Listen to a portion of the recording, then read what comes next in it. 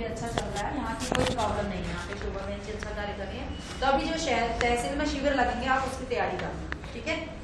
तो जल्दी ही आपको यहाँ पे कार्यक्रम दूंगी कोटद्वार में, लगभग 3 दिन का शिविर हम लोग कर लेंगे तहसीलों में। 3 तहसीलें हैं यहाँ पे, 3 है कि 4 है? 4 तहसीलें हैं, तो उसमें हम लोग 3 या 4 दिन या 5 दिन का कर लेंगे लगातार। और उस कार्य के लिए आपको पहले सूचना दे दूँगी मैं। और हम लोग गाँव समिति का भी काफ़ी काम उस समय हम लोग करेंगे यहाँ पे। और इसके अलावा बहुत प्रेम से आप लोग करिए, प्रेम कृतज्ञता से अपने गुरु को ध्यान में रखते हुए, ईश्वर को ध्यान में रखते हुए, अपने केंद्र में हर समय उस प्रभु की अनुभूति करते हुए यदि हम कार्य करते हैं तो हम आगे बढ़ते हैं। और उसकी अनुभूति हमें हर समय रहती, तो हमें भय नहीं रहता किसी भी चीज़ का। आप कहीं भी कोई भी कार्य कर रहे हो, जैसे एक माँ होती है ना, अपने बच्चे का हर समय ध्यान उसके हृदय में रहता है। अब सारा काम वो दिन भर करती रहती है उधर, जैसे ही उसके बच्चे की चीख होती है एकदम चली जाती, सुन लेती है। वैसे ही हमें अपने हृदय में उस भगवान को, प्रभु को रखना है। जब हृदय में ईश्वर के प्रति पूर्ण निष्ठा का भाव होगा, पूर्ण समर्पण का भाव होगा, उस प्रभु को अपने हृदय में धारण करेंगे तो हमारी परिधि में सुख शांति होगी। इस चीज़ को मैंने स्वयं महसूस किया है। जब हम ओम का ध्यान करते हैं, ओम का उच्चारण करते हैं, ओम का नाद करते हैं और हर समय विश्वास उस प्रभु सत्ता के प्रति एक विश्वास, एक समर्पण, एक प्रतीक्षा, एक मुमुक्षुत्व, क्योंकि हमारे जीवन का उद्देश्य सेवा के साथ, सेवा संघर्ष करने के साथ साथ उस प्रभु की प्राप्ति हमारा उद्देश्य है।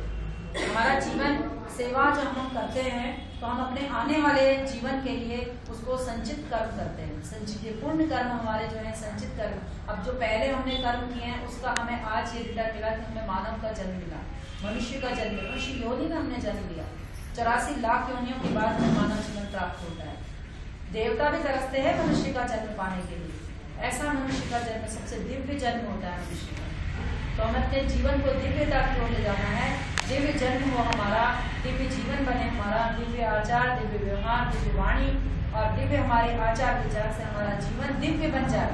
ऐसा हमें अपने जीवन को बनाना है और हमें इस जन्म जन्मांतर के बंधन से मुक्त होकर के अध्यात्म के उच्च शिखर को पाना है। अष्ट चक्रों में जागरण, अष्टांग योग, यम नियम आसन प्राणायाम प्रत्याहार धारणा ध्यान समाधि, इसको हमने अपने भीतर जागृत करना है। जब हम योग करते हैं, प्राणायाम करते हैं तो हमारे भीतर हुई अष्टांग योग अपने आप पुष्पित पल्लवित होने लगता है, अपने आप प्रत्यारोपित होने लगता है। नियमित योगाभ्यास से हमारे भीतर वो यम नियम आसन प्राणायाम प्रत्याहार धारणा माने ध्यान की ओर अग्रसर होते रहना, ध्यान को लगाने की प्रक्रिया, ध्यान को टिकाना, ध्यान को टिकाने का प्रयास करना, धारणा।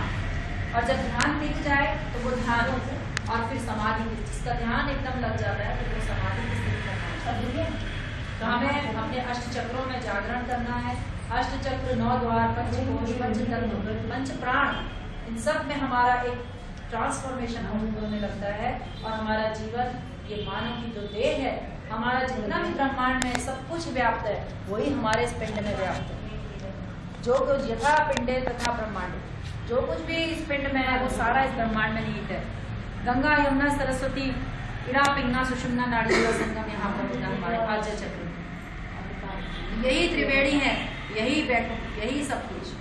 तो हमारे भीतर, जब हम भीतर की दुनिया में प्रवेश करते हैं, भीतर की रूहानी दुनिया में प्रवेश करते हैं, भीतर की ओर जाते हैं तो हमें बहुत असीम सुख की प्राप्ति होती है। ऐसा सुख जिसकी हम कल्पना नहीं कर सकते, ऐसी कृपा ईश्वर की आपके ऊपर बरसती है जिसका हम कभी सोच भी नहीं सकते। और ऐसा हमारे जीवन में घटित होता है, ऐसे लोगों से हमारा मिलना होता है, ऐसे लोग हमें मिलते हैं, ऐसा हमारे साथ होने लगता है, हम सोच भी नहीं सकते। मैंने कभी नहीं सोचा था कि हमारे जीवन में इतना कुछ, मैं जब दुखी रहती थी, परेशान रहती थी, मैं सोचती थी और मेरा जीवन ऐसी चेहरे पे मेरे इतनी भयंकर और बुरी हालत हुई, शरीर में मेरे स्वेलिंग आ जाती थी, सूज जाता था बदन, मेरे ओवरी में सिस्ट हो गई थी और वो सिस्ट का इलाज करते करते 2 साल तक मैं डॉक्टर के यहाँ में जाती थी। लेकिन आज ईश्वर की कृपा से कोई रोग नहीं और अपने जीवन में एक अच्छा, एक हर समय हर पल एक सुखद अनुभूति भीतर से करती हूँ और अपने को जीवन को ऐसे संपूर्ण समर्पित कर दिया आपने ईश्वर के प्रति। जब हम ईश्वर के प्रति समर्पण कर देते हैं, अपने को पूरा नतमस्तक कर देते हैं, तो फिर ईश्वर हमारे कार्यों को अपने आप करने लगता है। हमारे लिए ऐसी प्रक्रिया वो बनाने लगता है कि आपको कुछ करने की आवश्यकता है, लेकिन जितना आपके भीतर समर्पण होगा, जितना आपके भीतर श्रद्धा होगी, उतना ईश्वर आपके कार्य करेगा। भीतर ईश्वर का बाहर समय ये महसूस करिए, वो प्रभु मेरे साथ है, वो परमात्मा मेरे साथ है। अब हम पूजा करते हैं मंदिर में, मैं भी इतने सालों से घंटी बजाती थी, रोज पूजा करती थी मंदिर में, लेकिन शांति कभी नहीं मिली, क्योंकि पूजा करते समय भी हमारा पूरा ध्यान, पूरा कनेक्शन भगवान पे नहीं रहता। देव का निगाह है, ध्यान है किचन में, ध्यान है वहाँ दूर रखा है, वहाँ बच्चे आवाज लगा रहे, वहाँ घर में कितनी आवाजें चल रही, ऐसा होता है ना। लेकिन जब आप सत्संग में जाती हो, जब जिस समय भजन चल रहा हो, कोई नहीं बोला, उस समय आप पूर्ण रूप से ईश्वर के प्रति समर्पित होते हैं। भक्ति योग जिस समय होता है, अब आरती के समय इतनी घंटियां क्यों बजाई जाती है, पूरा बजता उस समय, ढोल भी बजेगा, मजीरा भी बजेगा, ये भी बजेगा, घंटे, उस समय आप एक शब्द बोलोगे वो नहीं सुनाई पड़ेगा। ऐसा क्यों किया जाता है? कभी सोचा कि ऐसा इसलिए किया जाता है कि टोटल कनेक्शन उस समय ईश्वर से जुड़ता है, पूरा कंसंट्रेशन।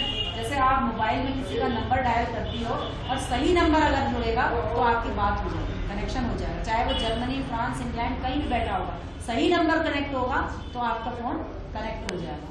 तो ऐसे फ्रीक्वेंसी आपकी ईश्वर से कनेक्ट तभी होती है जब आपका पूरा कंसंट्रेशन ईश्वर पर करना। आँख बंद करके जब आप ध्यान में बैठी हो, अपने ध्यान को पूरा ईश्वर की ओर लगाना, उस प्रभु की ओर लगाना।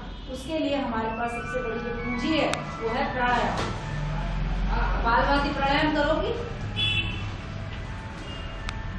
ध्यान पूरा नाभि पर, पूरा ध्यान कहाँ पे? नाभि पर। नाभि पर क्या है? हमारा मणिपुर चक्र है। और मणिपुर चक्र में जब आप ध्यान लगाते हो तो एक स्ट्रोक से ही आपके भीतर ट्रांसफॉर्मेशन शुरू हो जाता है, रूपांतरण शुरू हो जाता है। आपके भीतर की जो चक्रों में जो जागरण है वो स्टार्ट हो जाता है, इंजन स्टार्ट हो जाता है, और फिर कभी वो खत्म नहीं होता। आप आधा घंटा, 15 मिनट, 20 मिनट आप ध्यान लगा के नाभि से कपालभाति प्राणायाम करो, आप जुड़ जाओगे उस परमात्मा से।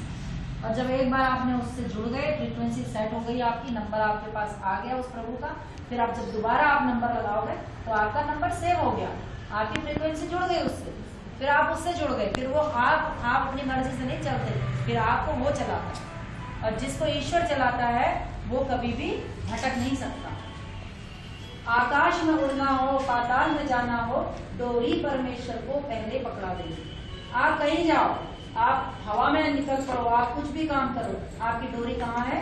ईश्वर के पास है। किसी चीज का भय नहीं है। तो इसी के साथ में पूरी श्रद्धा से आप लोग काम करिए बहनों, और आपके प्रति पूर्ण निष्ठा का भाव हृदय से ईश्वर के और पूज्य स्वामी जी महाराज को हर समय आपका उनका आशीर्वाद, और वो हमारे बीच में, हम उनको महसूस करते हैं जो भी कार्य करते हैं पूज्य महाराज श्री को साथ लेकर के, तो हमारे लिए प्रतिभूत होगा, हमारा जन्म सुधरेगा। और बहन जी ने पूरा धन से बहुत मदद की है संगठन की, हम आपका आभारी हैं और बन सके। और आप सभी बहनें तन से सेवारत हैं, सेवा करिए। और समस्याएं आती रहती हैं, जाती रहती हैं, और जब हम संगठित होते हैं, जब हम एकजुट होते हैं, तो हम किसी भी समस्या से पार पा सकते हैं। तो हमें अपने काम पे ध्यान देना है, कोई ऐसी बात नहीं है, आप कभी चिंता मत करना, कुछ नहीं होगा। जो अगर हमें यहाँ पर न्याय नहीं मिलेगा, क्योंकि हम अब एक सिस्टम से जुड़े हैं, अब हमें सिस्टम से बाहर नहीं काम करना है। सिस्टम बनाया है पूज्य स्वामी जी ने, किसी को नियुक्त किया है, तो कोई अपनी मनमानी नहीं कर सकता। हम उसका पूरा होगा, निवारण होगा, और हम अपना कार्य कर रहे हैं, और उस कार्य को करने के लिए आप सब लगे रहिए, इसी प्रकार से मेहनत करिए, और महिलाओं को सबको जोड़िए। आपके मंगल महिला मंगल दल में, आंगनबाड़ी में आशा कार्य करती है, सभी बहनों को इसलिए जोड़िए, उनसे कहिए कि देखिए आप वहाँ जुड़े हैं तो यहाँ भी जुड़िए, क्योंकि जो इस संगठन से मिलने वाला है इस राष्ट्र को, इस देश को, तो वो आपके संगठन से तो आप कर